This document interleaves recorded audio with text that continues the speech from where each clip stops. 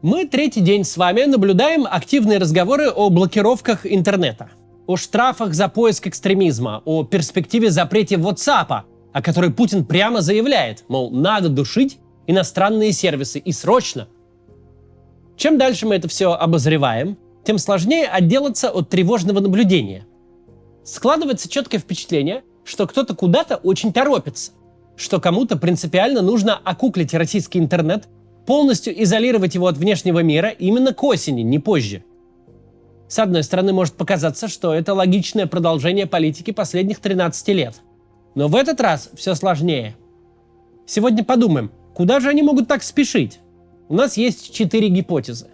Только перед тем, как начнем, объявление. Недавно прошли наши первые офлайн встречи зрителей моего канала. Они состоялись 28 июня и, как нам кажется, прошли довольно успешно. Они были в 20 городах по всему миру.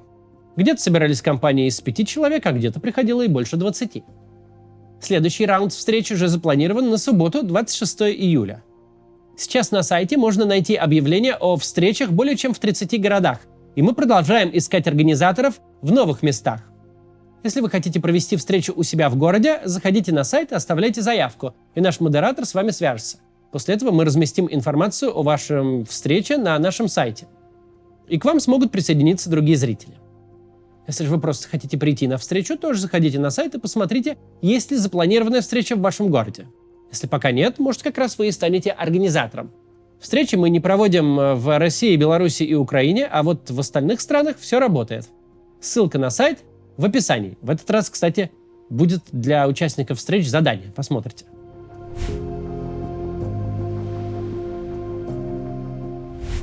Так вот, про блокировки интернета. С одной стороны, может показаться, что это логичное продолжение политики последних 13 лет. С тех пор, как по следам зимних протестов 11-12 годов интернет был признан вражеской средой, инспирирующей бунт, законодательство о блокировках только ужесточается, технические средства блокировок только совершенствуются, а список всякого запрещенного уже таков, что проще перечислить сервисы, которые в России пока работают. С другой стороны, политика ограждения российского интернета от внешнего мира все эти годы отличалась не только последовательностью, но и аккуратностью.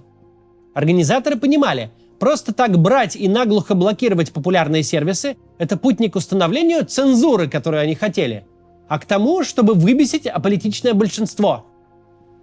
Гайки закручивались постепенно. Сначала блокировки носили чисто демонстративный характер. Под них попадали активистские СМИ типа Грани.ру и Каспаров.ру. Блокировки первых лет шли по принципу «кому надо обойдут, а кому не надо, а в заблокированных ресурсах и не слышали никогда». Достаточно вспомнить, что первый большой западный сервис, попавший под раздачу, LinkedIn, о котором 90% наших пользователей, если не 98%, не слышали никогда, а остальные 10 или 2 завели там аккаунт и тут же забросили. Даже в первые недели войны, когда блокировки пошли пачками, а компания Meta была признана экстремистской, принцип не бесить большинство, как ни странно, сохранился. Facebook и Twitter забанили, но они для российского интернета не были особо важны. Instagram как бы тоже заблокировали, но никто даже не пытался настаивать, что это всерьез. Вся блокировка свелась к эвфемизму «подписывайтесь на меня в запрещенной соцсети». Действительно важный и массовый сервис Меты WhatsApp никто не тронул. Вся страна как общалась под экстремистами, так и общается. Самый яркий пример такой политики – YouTube. Его блокировали постепенно, без блокировки. Старались донести идею, что YouTube сам виноват, оборудование не обновляет. Ни в коем случае никто его не блокировал. Сервис месяцами работал то лучше, то хуже, то у одних операторов работал, то у других, чтобы происходящее производило впечатление не единовременной блокировки, а перманентного технического сбоя. Людей лишали доступа к ресурсу так, чтобы они того не заметили. Слава богу, никто не подгоняет. Можно спокойно потратить на это целый год. Но сейчас же история другая. Сейчас Путин прямо заявляет, иностранные средства коммуникации нужно, мол, душить, причем душить сейчас же. Но почему так? Что такое случилось в этот раз? Почему нельзя пойти по стандартной схеме, которая вроде бы как себя оправдала? Почему не затруднить пользование тем же самым WhatsApp постепенно? Постепенно сократить его аудиторию, придумать отечественный аналог, а потом у оригинала сломается оборудование, ну и все такое. Понятное дело, вы хотите китайский, а в идеале северокорейский интернет. Всегда хотели. Но почему вы вдруг решили, что он нужен прямо сейчас? Не через 5 лет ползучего закручивания гаек, а осенью прям. Что такое изменилось в этом году по сравнению с прошлым? Что раньше вы могли жить с WhatsApp и прочим зарубежным интернетом, а тут нужно успеть всех разом грохнуть, причем к определенному времени. Мы, конечно, ничего не знаем, но настолько необычная активность явно не на ровном месте взялась. Давайте попробуем порассуждать, к чему может готовиться Владимир Путин. Потому что выглядит все как комплекс мероприятий по подготовке к чему-то серьезному.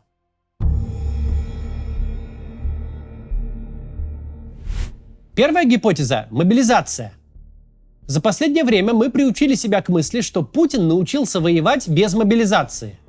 Мобилизация осени 22 года политически обошлась режиму дороже самой войны. Оказалась небывало унизительным актом, масштабы которого еще будут осмыслены в постпутинской России. Верховный главнокомандующий крайне застенчиво, 20 раз оговариваясь и возлагая всю ответственность на Минобороны, объявляет частичную мобилизацию только на 300 тысяч, которая толком ни до кого не дотянется. Пропаганда прям упарывается, чтобы всех убедить. Это коснется только профессиональных военных, не более 1% от пачки сухариков. А даже те, кого коснется, будут склад с тушенкой охранять не ближе Тюмени. Мало того, что Путин в этом деле выглядел не как командир на белом коне, который зовет народ на священную битву, а как телефонный мошенник с комплексом неполноценности, так еще и результат получился очень так себе. Очередь встала не в военкоматы, а на пограничные переходы во все мыслимые стороны. В эти 3 осенние недели совестно было даже заикаться о степени реальной поддержки Путина и его войны. Из этой катастрофы управленческой, политической и пиаровской были сделаны выводы. Главный, что никакая пропаганда тут не работает. Единственный способ насытить фронт людьми – банально их купить. И это сработало. Мы знаем, что с 23 года, когда между регионами началась гонка по единовременным выплатам за подписание контрактов, которые из пары сотен тысяч рублей быстро выросли до нескольких миллионов, с тех пор российская армия стабильно формируется наемниками. Это решило сразу все проблемы. Во-первых, больше ни за кем не нужно было бегать, никого нервировать и распугивать. Во-вторых, общественное мнение избавляется от афганского синдрома. Погибшие продают свою жизнь как бы добровольно, никто их за уши не тянет. Сам пришел за 3 миллионами, так чё ж ты ждал за такие деньги, что шлагбаум на парковке поднимать будешь? По независимым оценкам, с некоторыми всплесками из-за роста выплат и сезонными падениями, все 2 года российская армия прирастала в среднем на 1000 человек в день.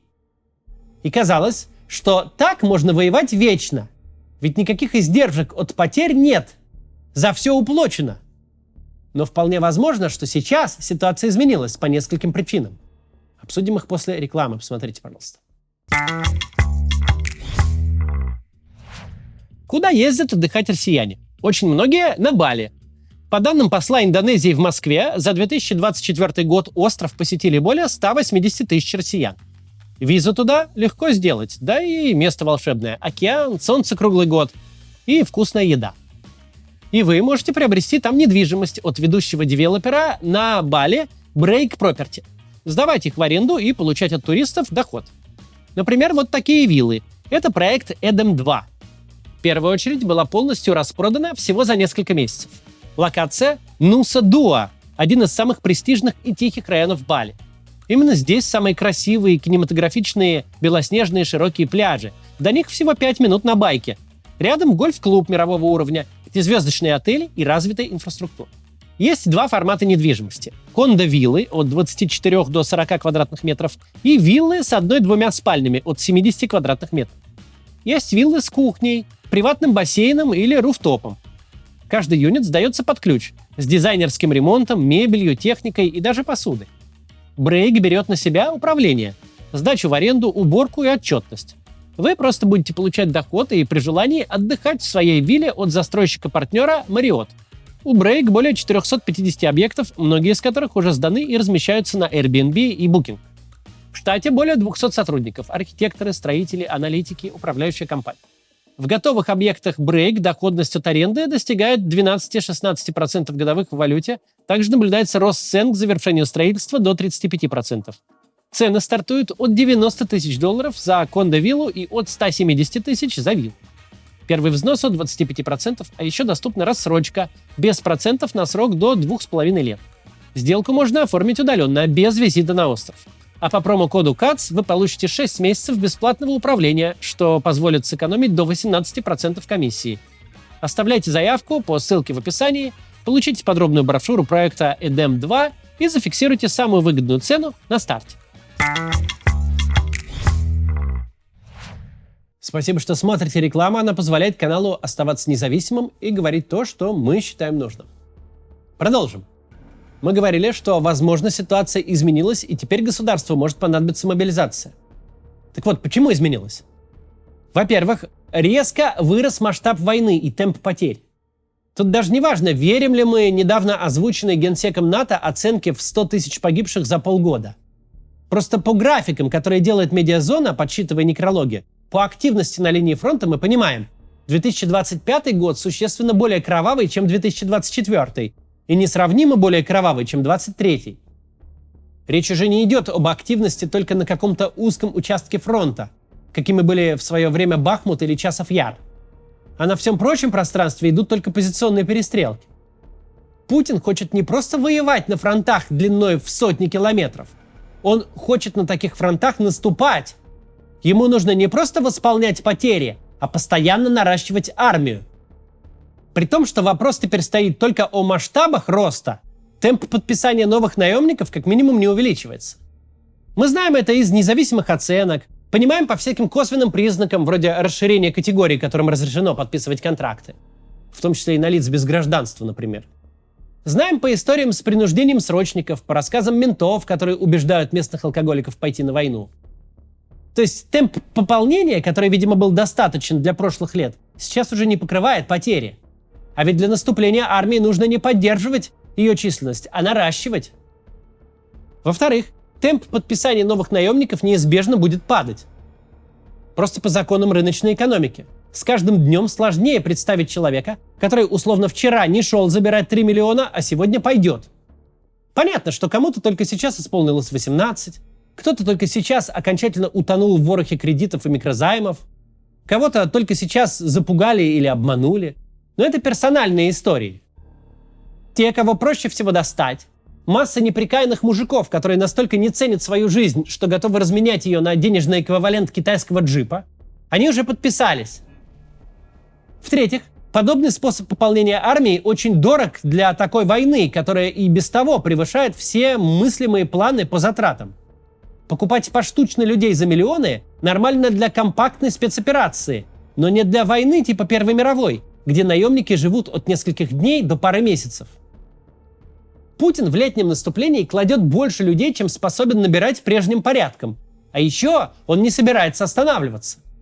Он намерен всем доказать, что способен эту войну выиграть, что может ее эскалировать до предела. А это значит, что без резкого пополнения армии, без мобилизации ему не обойтись.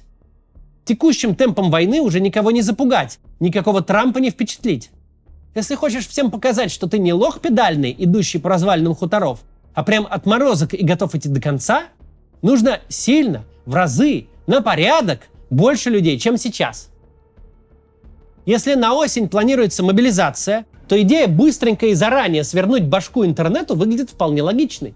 Ведь в катастрофе первой волны виноват, мол, интернет, через который распространили панику. Виноват YouTube, соцсети, средства связи. Виноваты все, кто государству не подконтролен. В смысле бюрократического обеспечения мобилизации все уже давно готово. Повестки отменены, законодательство о поражении в правах за неявку в военкомат действует, равно как и о закрытии границ для мобилизованных. С прошлой мобилизации прошло почти 3 года. Люди очень расслабились. Многие уехавшие вернулись. Осталось только сделать так, чтобы не допустить новой волны страха, не допустить координации и инструктажа тех, кто под мобилизацию подпадает. Осталось сделать так, чтобы всех можно было взять тепленькими. Если Путин собирается поставить под ружье не несколько сот тысяч, а несколько миллионов и воевать массой тел, то понятно, почему с блокировками нужно торопиться.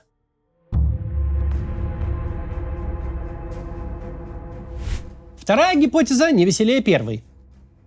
Новая война. Гипотеза эта первой не противоречит. Мы говорили о том, что никакой настоящей войны с Украиной не планировалось, а планировалась спецоперация на несколько дней. И главным нашим аргументом был простой факт. К войне никто не готовился. Закрытие «Эхо Москвы», блокировка соцсетей, статьи за фейки и дискредитацию – все реалии военного времени возникли уже когда всем стало окончательно ясно, что Киев за 3 дня отменяется, что началась большая война. Все делалось с колес и в лихорадке. Просто приведу тут факт, в который, не так просто поверить. Руслан Левиев покинул Россию 4 марта. Первую неделю войны свои знаменитые сводки он записывал из Москвы. До такой степени все было не зачищено в самом начале. Опыт показал, что делать все одновременно, одной рукой войну начинать, второй цензуру наводить и уголовные статьи принимать, ногами санкции удерживать, плохая идея и большой напряг. Не иллюзорен шанс не преуспеть ни в одной из этих задач. Если предположить, что в конце этого года или в начале следующего Путин планирует повоевать с НАТО в Балтии, то надо торопиться по всем вопросам. С одной стороны, полностью закрутить цензурные гайки. С другой, обособить российский интернет. В первую очередь, корпоративный сектор от западных сервисов, которым в случае войны в Евросоюзе доступ уж точно будет утрачен. Задача не ограничивается одним только замещением WhatsApp и Telegram мессенджером Max. Задача, озвучиваемая Путиным, намного шире. В принципе, задушить все иностранные сервисы. Если ты собрался воевать с Балтией, нужно заранее научиться жить без западной инфраструктуры. Не искать обходные пути, а прям физически обособиться. Реальна ли перспектива войны в Балтии? Когда мы рассуждали об этом в начале года, идея была в статусе скорее маргинальной. Мы чуть ли не единственные о ней говорили. Сегодня же, кажется, нет серьезного спикера, который бы отрицал ее на корню. Если послушать, что говорят о перспективах войны с Путиным европейские лидеры, то там скорее обсуждаются сроки, чем сама перспектива. Там уже оперируют фактом, рано или поздно, в той или иной степени, с Путиным столкнуться придется. Насколько мы знаем из сообщений с финляндской стороны, у границ региона активно строятся казармы и склады. Туда тянут железнодорожные ветки, явно под переброску войск. На сентябрь запланированы учения «Запад-2025» на территории Беларуси. После майского скандала Лукашенко вроде как перенес зону учений от границ с Литвой и Польшей вглубь страны. И предполагается, что численность войск из России и Беларуси в них будет сокращена вдвое от планируемого, до 150 тысяч человек.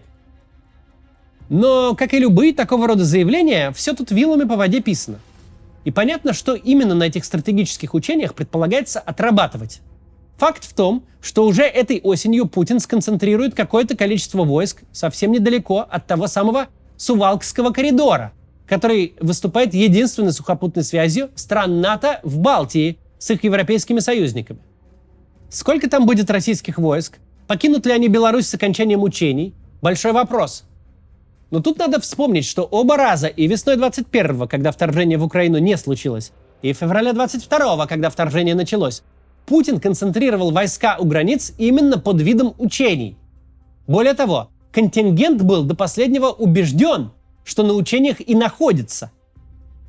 Нужна ли Путину война в Балтии? Кажется, что с его точки зрения, безусловно, нужна. У Литвы, Латвии и Эстонии в сумме 6 миллионов населения, добрая треть которого русскоязычная. Расположение на карте хоть вешайся. Наступать можно со всех сторон. Никакой стратегической глубины, никакой протяженной границы с союзниками, дающей тем возможность оказывать военную помощь. Всего этого нет.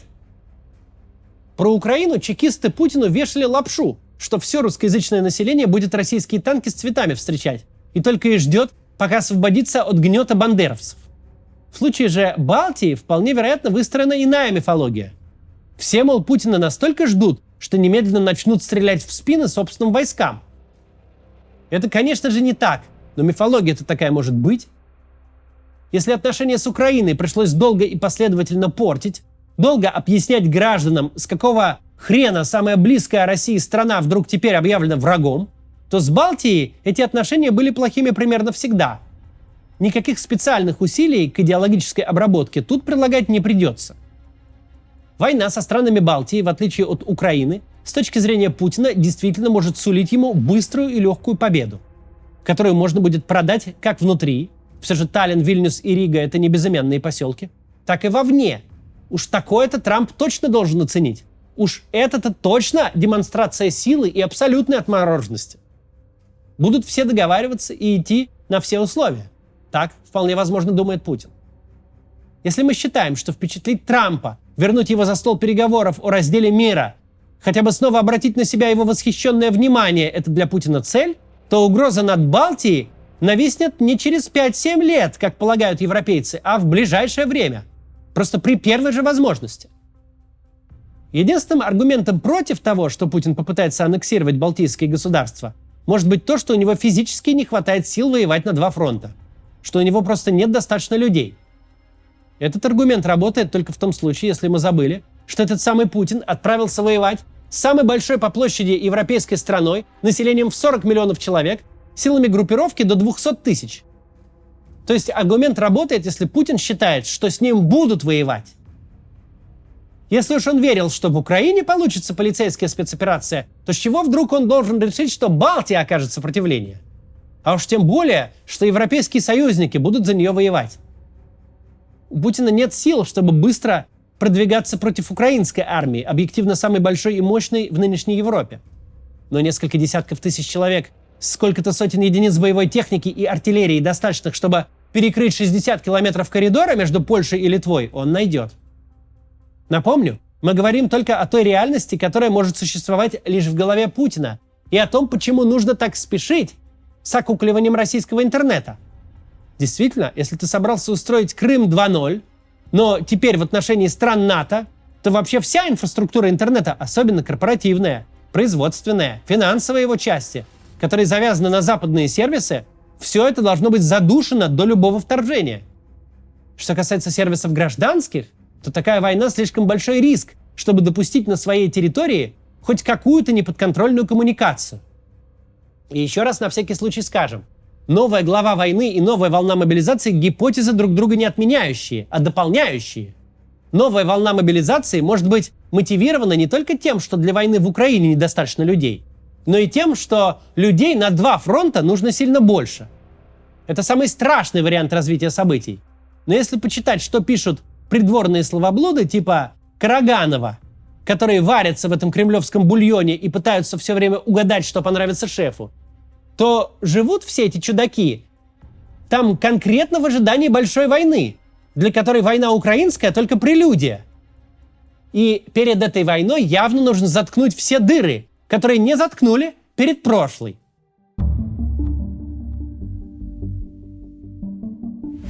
Третья гипотеза экономическая. В этом году оптимизм относительно перспектив российской экономики исчерпан полностью. Абсолютно все специалисты по разные стороны идеологических баррикад так или иначе говорят о грядущей рецессии. Неожиданно оказалось, что война не стала базой устойчивого экономического роста, а просто заставила всех потратить очень много денег, вынудила бюджет залезть во все менее контролируемый дефицит, а предприятия и граждан в кредиты. У нас сегодня не экономический ролик, мы не будем на этом подробно останавливаться. Но не бессмысленным выглядит предположение, что по этому поводу будут приняты какие-то решения, меры. Либо по сокращению расходов, либо по поиску новых доходов. Решения эти точно не затронут расходы на войну, а значит затронут расходы на все остальное. Осень – время бюджетного процесса. Осенью принимаются решения по распределению расходов и принимаются новые налоги. Нефть стала дешевле. Она пока барахтается на неплохом уровне в $65-67 за баррель. Но это самый низкий показатель за всю войну. Разговоры о перспективах снятия санкций закончились вместе с терпением Трампа. Санкций становится только больше. Можно долго дискутировать, насколько они ситуацию ухудшают. Но лучше они точно сейчас не делают. В экономике сокращается и спрос, и производство. Деньги фантастически дорогие. Перекредитоваться невозможно. Будем ли мы смотреть на статистику или слушать чиновников и предпринимателей, это ничего не изменит. У всех настроения и разговоры сводятся к тому, что придется экономить. Причем государству в первую очередь. Но вся эта война строилась на совсем другой идее. На том, что война крайне выгодное дело. Что граждане за нее не платят, а даже обогащаются на ней. Если государство вдруг примет решение граждан хорошенько постричь, сократить социальные выплаты, ввести новые налоги и повысить старые, дорваться до банковских вкладов. Это может вызвать неудовольствие, сравнимое с мобилизацией. Такой вариант кажется самым безобидным из всех. Если предположить, что граждан нужно будет жестко обобрать, закрутить гайки заранее, идея вполне подходящая. Но надо сказать, что все эти три варианта друг другу не противоречат. В конце надо сказать и про четвертый вариант. Возможно, все, что мы видим, это просто путинская блажь. На дворе все-таки персоналистская автократия. Возможно, он просто кулаком по столу ударил и сказал: все запретить, всех закрыть. Может ли быть такое? Может. Но когда мы видим настолько последовательную, а главное настолько скоростную политику, когда политики этой буквально ставятся дедлайны, это, как правило, неспроста. Если почему-то нужно резко, одним махом, не считаясь с недовольством, поднять уровень цензуры и степень изоляции Рунета, это значит, что старого уровня цензуры и изоляции почему-то скоро перестанет хватать. И эту мысль необходимо держать в голове. Необходимо задавать себе вопросы. Чем осень 25-го отличается от осени 24-го? Почему год назад можно было жить с Ютубом и Ватсапом, а в этом году уже будет нельзя? И какой бы ответ вы ни дали, ни один из них хорошим не будет. Хрен знает, к чему они готовятся, но точно ни к чему хорошему. До завтра.